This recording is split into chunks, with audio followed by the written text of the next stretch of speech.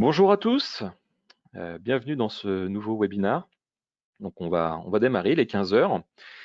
Donc pour planter le décor que vous vivez probablement au quotidien, nous allons faire un rapide état des lieux de ce qui se passe dans l'entreprise aujourd'hui. Alors avant de commencer, un petit rappel. Voilà, donc votre micro est en position muet, hein, par défaut. Vous pouvez poser vos questions à tout moment via le chat et je tâcherai d'y répondre à la fin de la session. L'agenda du jour est le suivant. Donc, on va aborder dans un premier temps la gestion des mots de passe, puis dans un second temps la gestion des utilisateurs. Nous passerons ensuite à la partie démonstration et nous finirons donc par les questions et les réponses. Alors, notification sur l'expiration des mots de passe, l'ombre d'un risque. Donc au niveau de l'expiration des mots de passe, très souvent, les utilisateurs ne sont pas bien informés sur la nécessité de changer leur mot de passe, la fréquence à laquelle ils doivent le changer, ainsi que des risques que cela peut engendrer. L'information n'est pas claire et souvent les utilisateurs ne connaissent pas la méthode pour le faire et ne connaissent pas non plus les règles de complexité à utiliser pour que le mot de passe soit fort en termes de sécurité. L'autre problématique qu'il y a, c'est que les utilisateurs se disent souvent aussi qu'ils ont le temps avant que le mot de passe change, hein, jusqu'au moment fatidique où le mot de passe a expiré et où l'utilisateur donc doit le changer. Donc la solution que nous proposons ici rappelle de façon très régulière à l'utilisateur que son mot de passe va expirer. L'utilisateur pourra dès lors modifier rapidement et par lui-même son mot de passe afin d'éviter que ce dernier devienne obsolète et donc contacter éventuellement le support. Il sera donc autonome sur cette tâche pour changer donc son mot de passe, peu importe l'endroit dans lequel donc il se trouve. En ce qui concerne la réinitialisation donc des mots de passe, avec la solution qu'on va proposer, on va vouloir responsabiliser donc l'utilisateur. Donc, pour les raisons suivantes, hein, parce que la réinitialisation de mots de passe est souvent une tâche chronophage pour les administrateurs, hein, si elle est répétée, on va dire, de façon régulière, à plusieurs reprises, dans la semaine, dans le mois. Donc, il s'avère que cette tâche peut s'avérer, en fait, dans certaines compagnies, très consommatrice en termes de temps pour les équipes IT et support. L'autre problématique qui va se poser également, c'est que certains clients nous remontent que malgré le fait que les accès soient restreints, les équipes support accèdent tout de même donc au contrôleur de domaine, donc ils ont accès à un direct sur Active Directory et peuvent donc potentiellement réaliser des modifications qui seraient sensibles pour l'infrastructure, donc avec un risque d'erreur, ce qui en termes de sécurité bien n'est pas idéal. Puisqu'on parle de l'aspect également donc sécurité, nous aussi beaucoup d'entreprises qui ont mis en place donc des stratégies de mots de passe complexes. Toutefois, certaines d'entre elles euh, n'ont pas de règles définies, enfin, il y en a d'autres hein, qui n'ont pas de règles définies, car les utilisateurs ont aussi tendance à oublier leur mot de passe, à contacter trop souvent le support pour ce type d'opération, hein, pour connaître les caractères à utiliser ou non, ce qui finalement donc laisse des portes ouvertes à des failles de sécurité. Donc là, c'est pareil, une fois de plus, hein, la solution qu'on propose, que nous avons retenue, va permettre à l'utilisateur donc de modifier très facilement et de façon autonome son mot de passe ou de le réinitialiser, peu importe l'endroit où il se trouve, hein, soit depuis une interface web, s'il peut accéder à un navigateur, ou directement depuis une fenêtre de la solution logicielle qu'on va proposer, si sa session Windows, par exemple, est bloquée à l'ouverture. Donc là, l'utilisateur sera vraiment responsable de la gestion de son mot de passe, car il pourra le modifier à tout moment, avec bien sûr donc des différentes étapes de vérification que nous verrons durant la partie démonstration, pour s'assurer qu'il ne s'agit pas d'un vol d'identité ou bien d'une autre personne, hein, tout simplement. Voilà. Donc le fait que l'utilisateur puisse être autonome, puisse être responsabilisé, eh bien, les équipes support hein, pourront du coup occuper leur temps donc à des tâches beaucoup plus importantes et évitera aussi donc des risques d'erreur en se connectant sur les contrôleurs de domaine. Donc, au niveau au niveau donc des déverrouillages de comptes utilisateurs, eh bien là, on va retrouver un peu les mêmes problématiques hein, que celles qu'on a rencontrées avec les mots de passe. Ça va générer donc des tickets d'incident qu'il va falloir gérer. Donc la tâche pour déverrouiller un compte utilisateur est simple, hein, mais peut être chronophage si elle est répétée donc à plusieurs reprises sur plusieurs utilisateurs, voilà, dans le temps. Donc tout comme la réinitialisation de mot de passe. On se connecte également donc à la console Active Directory hein, pour réaliser cette tâche avec les risques que cela comporte.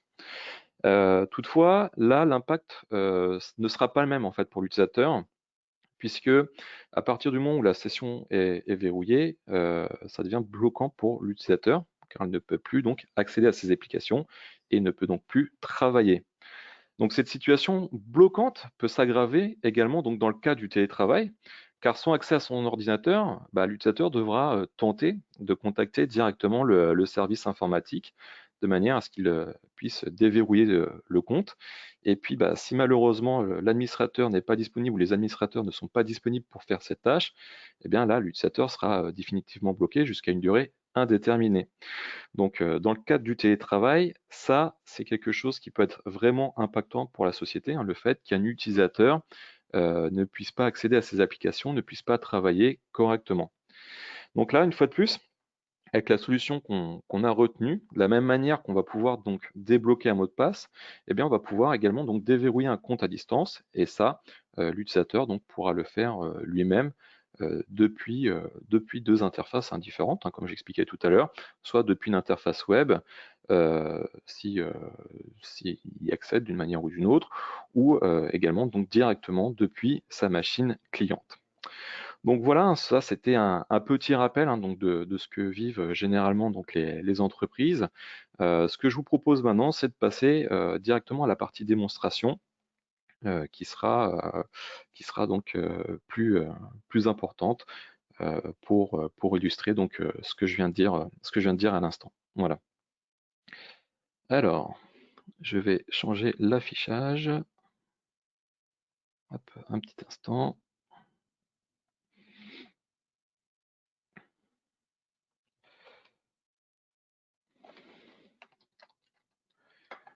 Toc.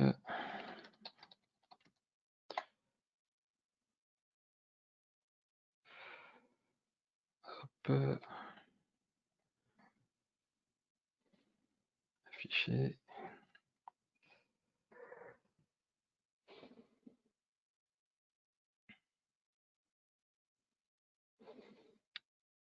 Voilà.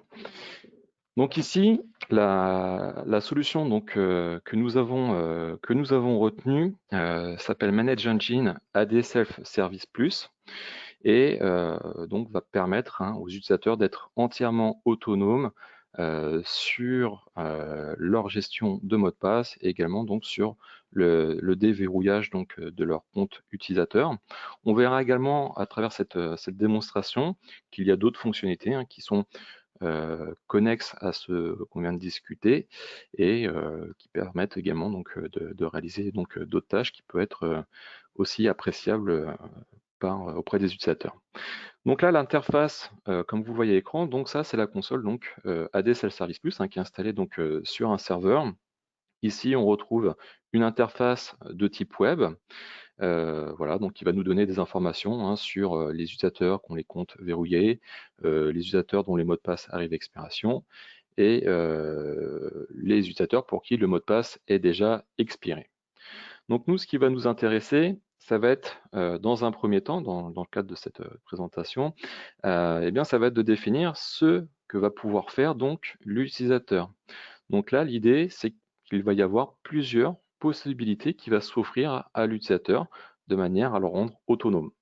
Donc, bien évidemment, donc, la possibilité donc, de réinitialiser son mot de passe, de déverrouiller son compte utilisateur, de mettre également certaines informations à jour au sein donc, d'Active Directory, et puis donc de modifier le mot de passe hein, voilà, à tout moment, tout simplement. Donc, ces fonctionnalités, donc, on peut les appliquer à différentes OU ou à différents groupes de sécurité. Donc, on peut être granulaire, je dirais, sur les personnes sur qui on va appliquer donc ces paramètres et donc offrir la possibilité d'être autonome, peu importe, je le répète puisque c'est important, hein, peu importe l'endroit où l'utilisateur donc se trouve.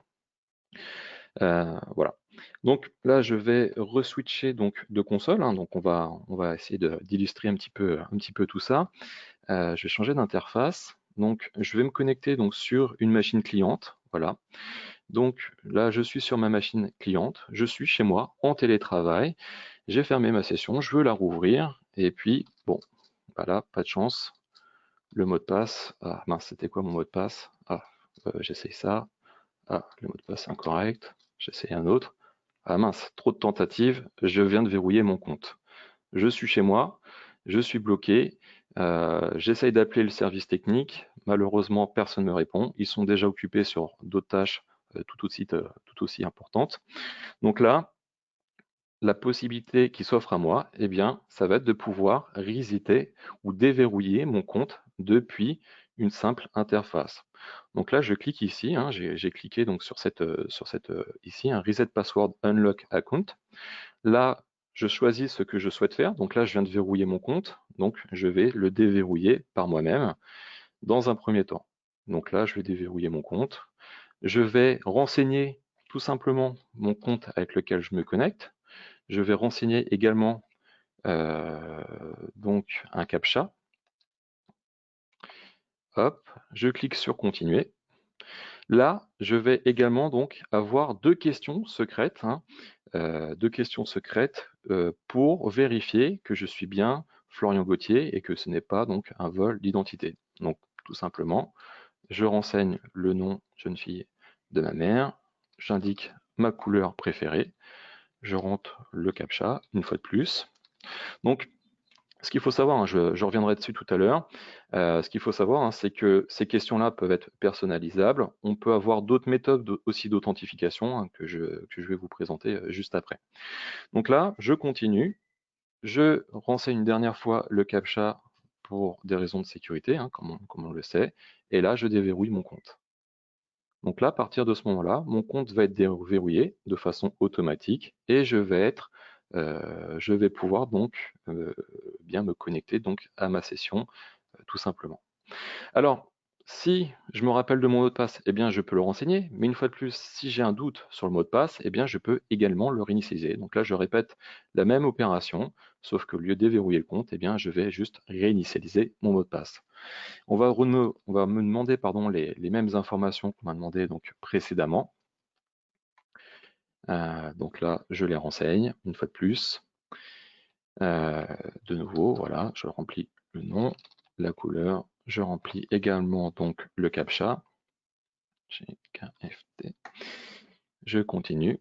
Et là, je vais pouvoir donc renseigner un nouveau mot de passe avec des règles de sécurité donc qui sont annoncées donc voilà sur les caractères à utiliser, ce genre de choses. Donc là, nouveau mot de passe, eh bien je le renseigne. Voilà, donc si jamais le mot de passe ne matchait pas, la petite fenêtre nous l'indiquerait. Hop, je réinitialise le mot de passe. Voilà, donc c'est aussi simple que ça. Là, on s'aperçoit eh bien, que l'utilisateur peut être totalement autonome. Il n'y a plus besoin donc de contacter le service support. L'utilisateur donc a une parfaite gestion à ce niveau-là et peut se débloquer donc de ce type de situation donc à tout moment. Alors c'est intéressant parce que bien d'une part ça va libérer du temps également donc aux équipes support. Et d'autre part, eh bien, l'utilisateur est vraiment responsable euh, des mots de passe et des informations qui sont renseignées. Donc là, on a vu qu'on avait une petite interface également, donc une petite interface, une petite fenêtre, hein, tout simplement des self-service qui s'ouvrent et qui nous permettent donc de réaliser cette manipulation. On a également la même chose sous format web. Via l'accès donc d'une page web. Donc là, je vais vous le montrer également.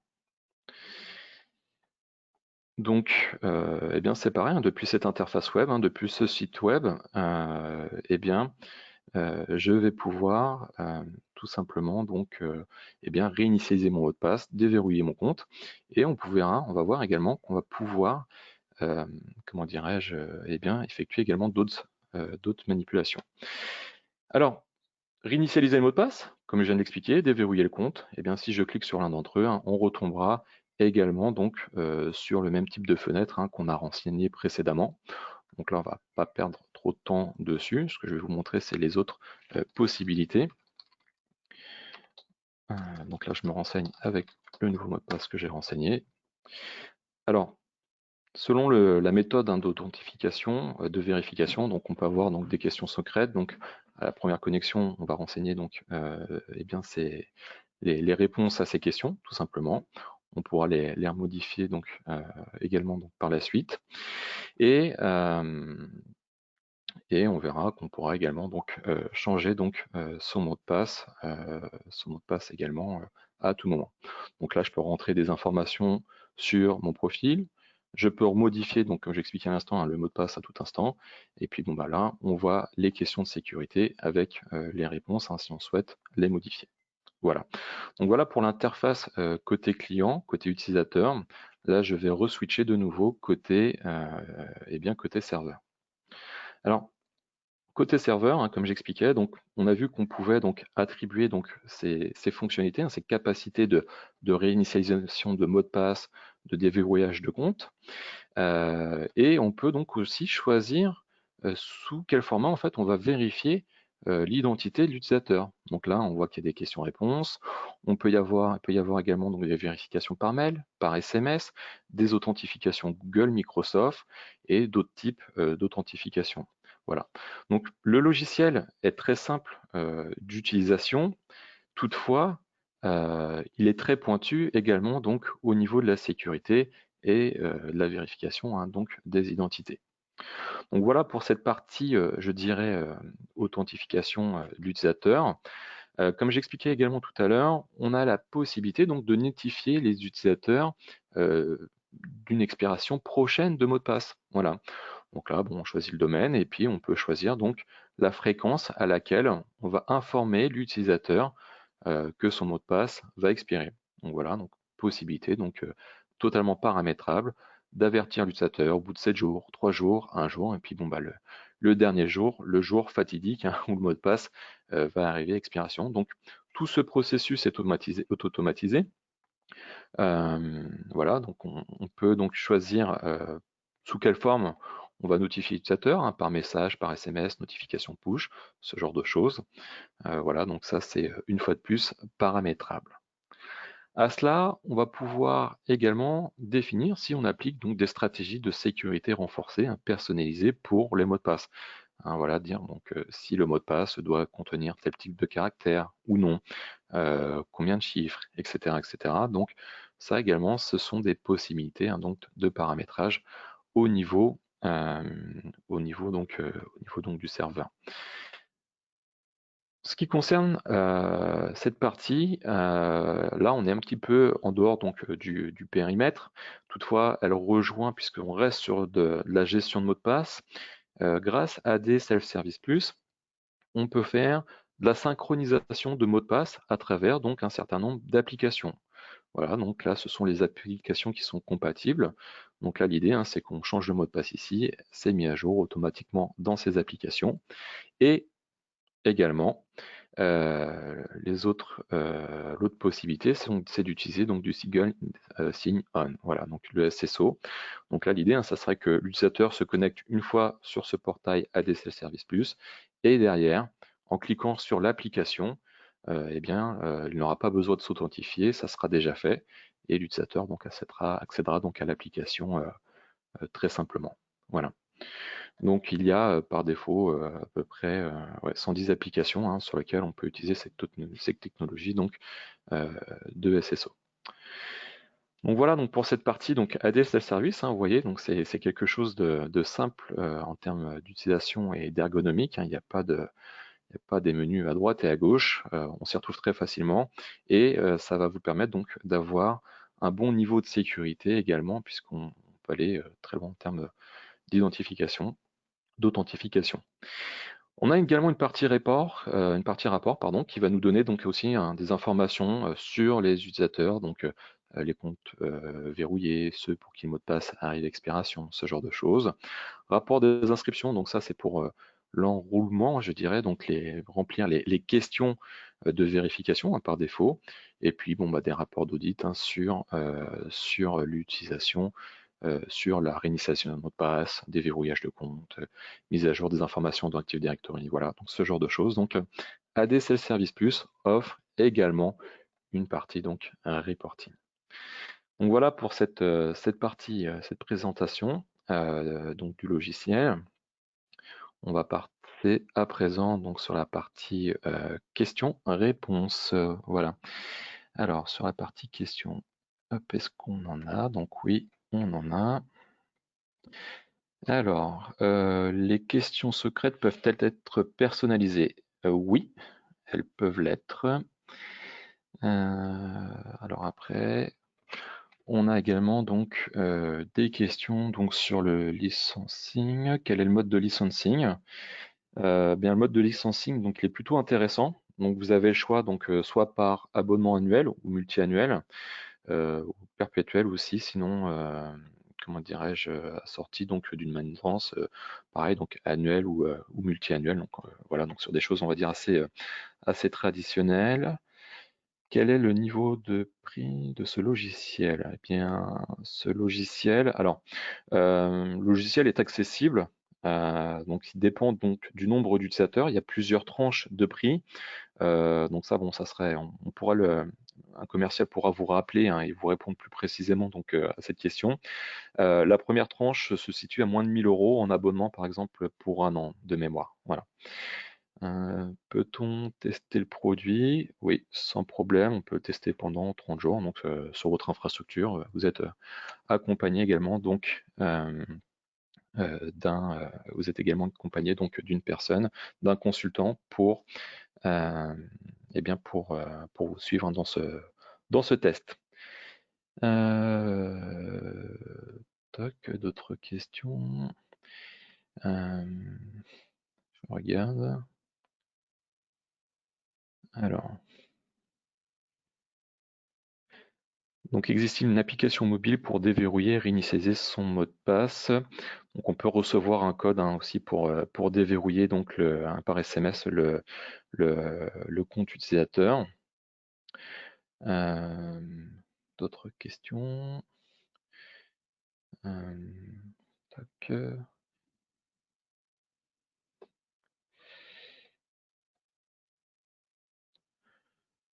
Tac, alors, hop, je change de page.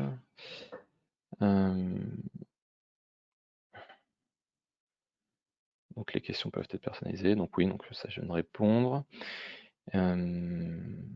Voilà. Donc ok, donc bah, je vois qu'il y a pas mal de questions. Donc ce qu'on va faire, c'est que eh bien les commerciaux en fait vous recontacteront pour répondre donc à ces différentes questions. On reprendra contact avec vous pour y répondre.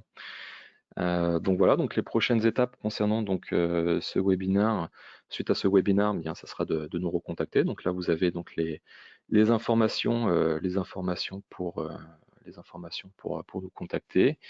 Et donc nous on se retrouvera donc pour un prochain webinaire qui aura lieu cette fois-ci donc le 16 juin 2020 à 15 h. Donc choisir la bonne stratégie IAM pour Active Directory et Azure AD. Voilà. Eh bien, écoutez, je vous remercie pour votre écoute. Et puis, je vous souhaite une très bonne fin de journée. Bon courage à vous. Et je vous dis à très bientôt donc pour un nouveau webinaire. Au revoir.